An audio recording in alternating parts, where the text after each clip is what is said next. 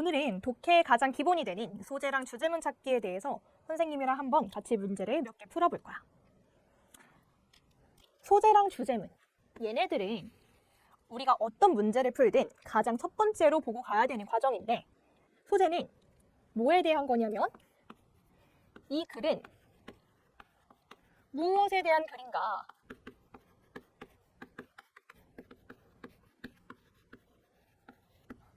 그 중에서 이 무엇이 이 소재를 나타낸다고 할 수가 있다. 그래서 이 소재는 우리가 어디서 찾을 수 있느냐? 첫 문장에서 찾을 수가 있는데, 첫 문장에서 우리가 소재를 찾을 때 강조되는 부분이 있을 수도 있고, 아니면 거기에서 많이 나오는 단어가 될 수도 있겠지. 그래서 소재가 첫 번째 케이스는 글의 소재가 하나인 경우야.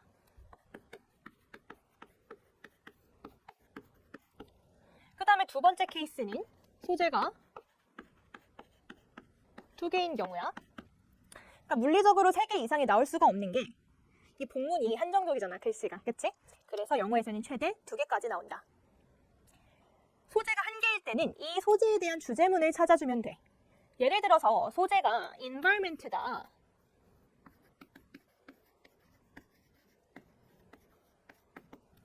그러면은 이 소재가 들어간 주제문을 답으로 골라주면 된다. 예를 들면은 환경을 보호해야 된다, 이런 게 주제문이 될 수가 있겠지. 소재가 2개일 경우에는 조금 접근 방식이 달라. 소재가 2개일 경우에는 A랑 B로 소재를 둔다. 얘네들은 어때? 서로 대립하는 성질을 가지고 있어. 그 다음에 얘네의 특징까지 모두 반대야.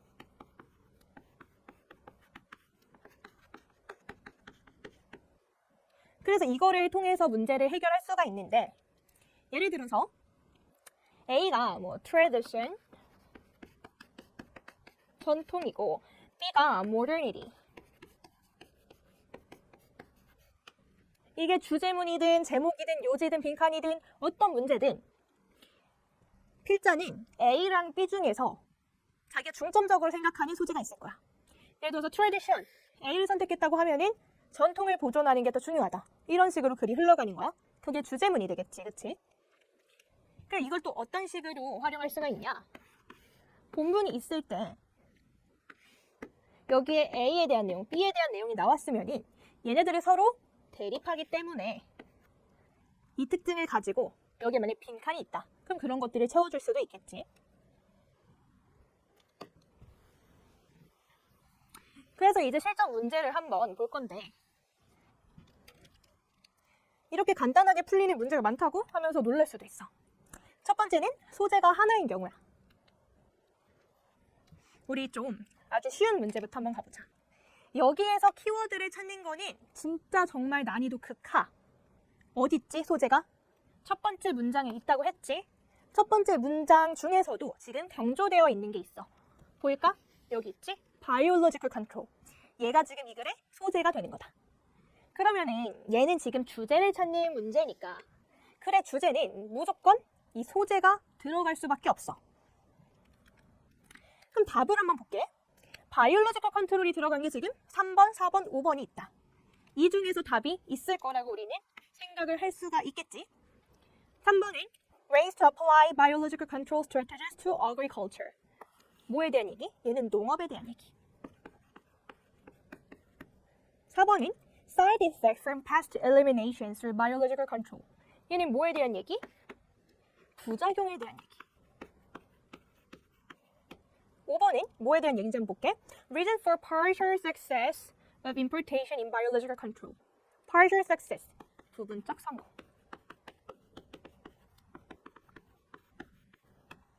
이 셋 중에서 답이 있겠다. 이렇게 잡아놓고 본문을 읽으면 훨씬 더 빠르고 정확하게 문제를 풀 수가 있어. 한번 볼게. 우리 소재를 잡았으면 다음 문장으로 넘어가도 괜찮아. 한번 가볼게. This has been spectacularly successful in many instances. 이것은 매우 놀랍도록 성공적이었다, 많은 경우에 있어서. 자, 이 두 번째 문장에서 어땠어? 이게 매우 성공적이었다라는 내용이 들어갔어. 근데 그 다음 문장 한번 보면 This importation success has been limited. 이러한 도입의 성공은 제한적이었다 라는 말이 들어가 있지. 그치? Largely to a certain type of ecosystem. 특정한 타입의 생태계에서는 이게 먹히지 않았다라는 걸 얘기하고 있어. 그럼 어때? 우리가 아까 추려놨던 것들 중에 뭐? partial success에 대한 거지. 어떤 거는 성공을 하고 어떤 거에는 성공이 제한적이었다. 그러니까 얘는 답이 5번이 되는 거다. 이렇게 하면서 소재를 어떤 식으로 너희들도 활용을 할 수 있는지 봤으면 좋겠어. 다음 문제는 조금 더 어려운 걸로 한번 가볼게. 얘는 첫 번째 문장에 소재가 있는데 아까처럼 큰 따옴표 이런 건 쳐져 있지 않아. 하지만 너희 이거 충분히 소재를 골라낼 수 있는 능력이 있어야 된다. 어렵지 않아. 자, 여기서 소재가 뭐지? 뭐에 대한 얘기를 하는 거야? 골드 플레이팅이라는 거에 대해서 얘기를 하는 거야. 그럼 우리는 이 소재에 대해서 알면은 문제를 해결할 수가 있다. 자, 이 밑줄 친 문장의 경우에는 얘의 의미를 해석하려고 굳이 안 해도 돼. 얘는 결국에 그래, 주제문. 가끔 주제문과 반대인 것. 그렇게 들어가거든? 그러니까 우리는 주제문만 찾아주면 된다. 그래서 한번 볼게. 골드 플레이팅이 뭔지 한번 읽어보자. Gold plating in the project mean needlessly enhancing the expected result. 이 프로젝트에서 골드 플레이팅이라는 게 의미하는 것은 뭘 의미한다? 예상되는 결과를 불필요하게 향상시키는 걸 의미한다. namely 하면서 반복을 해주는 거야. 영어는 지금 우리가 이 중요한 소재를 찾았잖아. 너희들이 이 소재에 대해서 반드시 파악하라고 2번, 3번 설명을 해줄 거야. Adding characteristics that are costly, not required, and have low added value with respect to the target. 그래서 어떤 특징들을 더하는데 어떤 특징들? 비용도 나가고 요청받지도 않았고 그 다음에 부가가치도 낮은 이런 애들을 추가하는 게 골드 플레이팅이다 라고 설명을 하고 있어. 근데 또 봐봐. 또 한 번 설명이 나오네. In other words, 다른 말로 하자면 giving more. 더 많이 주는 거다. 우리 골드 플레이팅 뭐라고 했어? 쓸데없이 더 많이 주는 거잖아. 그치? 근데 그러면은 얘를 왜 할까? 하는 이유는 분명히 있을 거야. 그치? 여기서 나옵니다. Giving more with no real justification. 정당성이 없어. 뭐 말고는? 우리 여기서 잘 봐야지. Other than. Other than 뒤에 나오는 거 말고는 얘가 필요하지 않다라는 거야. To demonstrate one's one talent. 누군가의 재능을 입증하는 거 말고는 정당성이 없는데 더 주는 거다라는 거지. 그러면 우리 골드 플레이팅에 대한 정의가 끝났어. 얘는 뭐다? 불필요하게 뭔가를 더하는 건데 이걸 하는 이유는 누군가의 재능을 입증하기 위함이다. 선지 한번 볼게. 선지에 지금 답이 그대로 들어가 있어. 2번 한번 보자. Raising work quality. 일의 퀄리티를 올리는 거. 근데 불필요하게 올리는 거라 그랬지. 뒤에 보면은 only to prove oneself. only. 누군가를 입증하기 위해서 오직 누군가를 입증하기 위해서 일의 퀄리티를 올리는 것은 바람직하지 않다. 이게 답이 되겠지. 괜찮아? 그 다음에 조금 더 심한 문제로 가보자. 이번 연도 6월 모의고사에서 나왔던 순서 문제인데 얘도 역시 우리가 소재랑 주제문만 잘 파악하면 정말 쉽게 풀 수 있는 문제였다. 어떻게 푸는지 한번 보여줄게. 자, 이 글의 소재를 잘 잡아야 돼. 여기서 소재를 잘못 잡아서 이 문제를 틀린 친구들이 많거든. 글의 소재는 카오스다. 케이오스. 혼돈이라는 뜻이지, 그치? 혼돈에 좋은 예시는 the magnetic pendulum. 마그네틱 펜들럼 뭐지? 자석추 얘기하는 건데 얘는 뭐야? 예시일 뿐이야. 글의 소재는 얘가 지금 글의 소재다. 케이오스가. 근데 우리가 얘 뒤로 쭉쭉쭉 문장을 붙여 나갈 거 아니야? 그러면은 생각을 해보자. 본문이 있어. 메인 소재로 시작을 했어. 케이오스로. 예시도 어때? 같이 시작을 했어. 그러면은 이 전체 본문이 있을 때 예시는 여기에 그냥 속해 있는 것 뿐이야. 얘가 아무리 처음에 시작했더라도 마무리까지 예시로 짓지는 않을 거야. 마지막에도 당연히 주제문으로 마무리가 되어야 되겠지. 아니 뭐 결론이라든지. 그래서 예상을 해보건데 여기에 예시가 나와서 어느 순간에는 예시가 끊길 거다. 한번 확인을 해볼게. A, B, C 중에서 우리 예시로 봤던 이 마그네틱 펜들럼이 들어가지 않은 게 있어. 그게 뭐야? A지. B랑 C는 지금 어때? 펜들럼 들어가 있는데 A에는 아무리 눈을 씻고 찾아봐도 펜들럼에 대한 내용이 없다. 그럼 얘는 뭐다? 결국에 결론이다. 그래서 순서가 이렇게 세 자리가 있으면은 여기가 A의 자리겠네? 그치? 그러면은 여기에는 예시가 들어가고 이 부분이 결론이 되는 이런 구조일 텐데, 자, 이 결론이랑 이어지기 위해서는 어디를 봐야 될까? 이 B와 C에서 마지막 문장을 봐야 돼. 그 다음에 여기.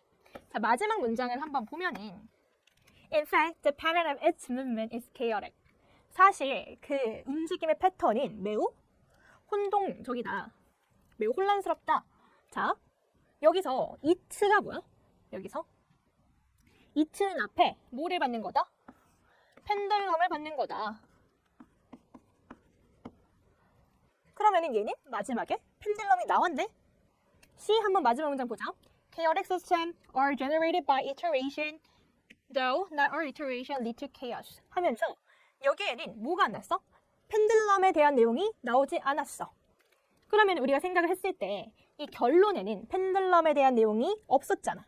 그거를 연결 지으려면 뭐가 더 자연스럽겠어? C가 오는 게 더 낫겠지.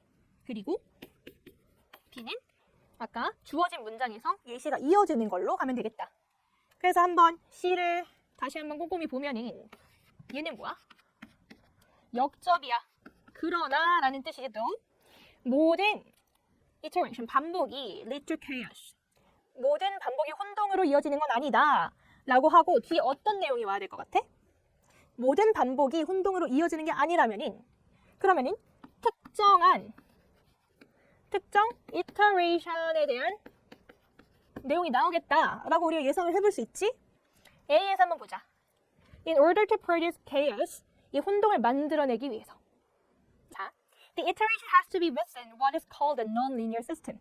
여기 나왔지? 여기에서 뭐가 났어? 특정 iteration에 대한 설명이 나온 거다. 특정 iteration, 그러니까 이 non-linear system으로 불리는 것 안에 있어야지만 chaos가 발생한다. 라고 잘 이어지는 게 보이지? 그래서 얘는 지금 우리가 소재만 찾았는데 순서 문제도 훨씬 더 쉽게 풀 수 있었다. 그러면은 그 다음 단계로 가서 소재 2개가 있는 거는 어떤 식으로 풀어야 되는지 한번 보여줄게.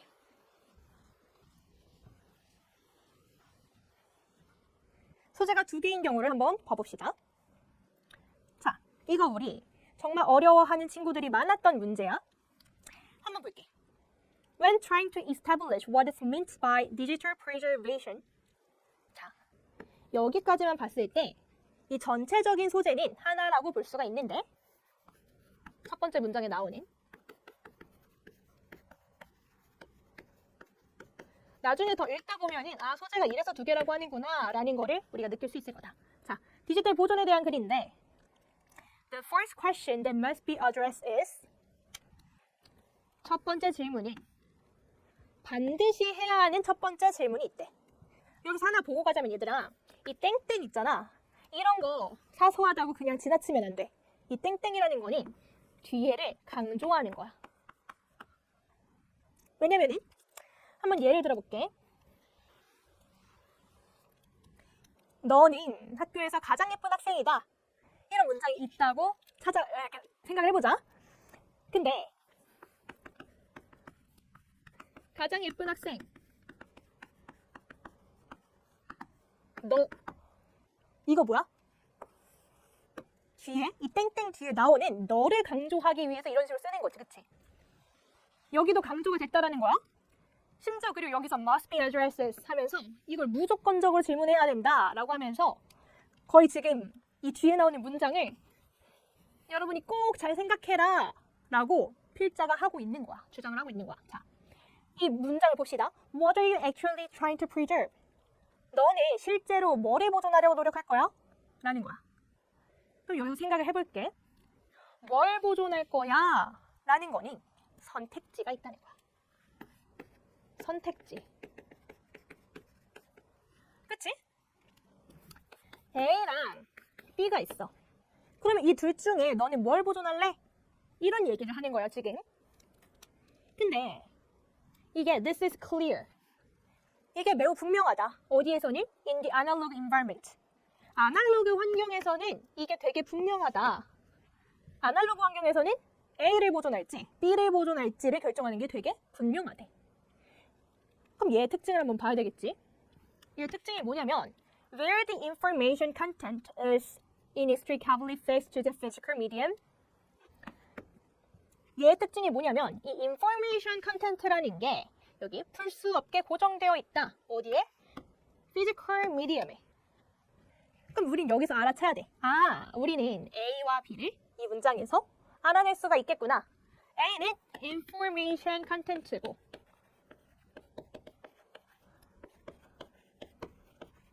B는 physical medium이구나.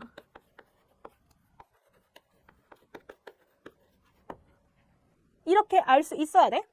자, 얘네들이 아날로그 환경에서는 얘네들이 어떻게 되어 있어? 붙어 있어. 풀 수 없게 얘네들이 고정이 되어 있기 때문에 되게 분명하다는 거야. 이게 무슨 소리냐면은 A를 살릴까 B를 살릴까 고민을 할 필요가 없는 게 얘네가 사실 한 몸이라는 거야. 그래서 A를 살리려면은 B도 같이 살리는 거고 A를 없애면 B도 같이 없어지는 거다. 그렇기 때문에 아날로그 환경에서는 뭐를 살릴까, 뭐를 보존할까를 걱정할 필요가 없다라는 거지. 그치? 빈칸 문장 한번 볼게. In the digital environment. 자, 디지털 환경에 대해서 나왔어. 아날로그와 디지털은 반대지. 얘도 결국 소재 A, B로 나온 거야. 이 문제가 어려웠던 거는 이렇게 대립되는 소재가 두 쌍이나 나왔다. 그것도 하나의 커다란 전체 소재 밑에 이렇게 두 쌍이 나와서 조금 헷갈렸을 거야. 자, 어쨌거나 디지털 environment에서는 the medium is not part of the 빈칸. 자, 이 미디엄이 얘기하는 게 뭐야? A야, B야. B를 얘기하는 거지. B는 is not part of the A의 부분이 아니다. 우리 나중에 문제 풀어보면 알겠지만 빈칸이 어때? 빈칸이든 뭐 아까 뭐 밑줄 친 문장이든 이렇게 두 가지 소재가 나오면은 답은 A 아니면 B라고 했어. 여기선 답이 A인 거네, 그치? 얘는 뭐의 부분이 아니다? information content의 부분이 아니다. 그러니까 얘는 A랑 B가 결합된 형태였지만 아날로그에서는, 디지털에서는 A와 B가 결합되지 않았다. 이렇게 생각을 할 수 있는 거지. 그러면 A와 가장 관련된 선지를 한번 볼까? information content, 정보의 내용. 그게 뭐다? 메시지랑 가장 가깝다. 메시지를 얘기한다. 라는 거지. 이렇게 우리가 소재랑 주제문으로 정말 다양한 문제들을 해결할 수 있다. 그리고 이건 어떤 문제를 풀던지 다 기본이 되는 거기 때문에 우리가 이거를 훈련을 해두면은 정말 영어 문제 풀이에 도움이 될 수 있겠다.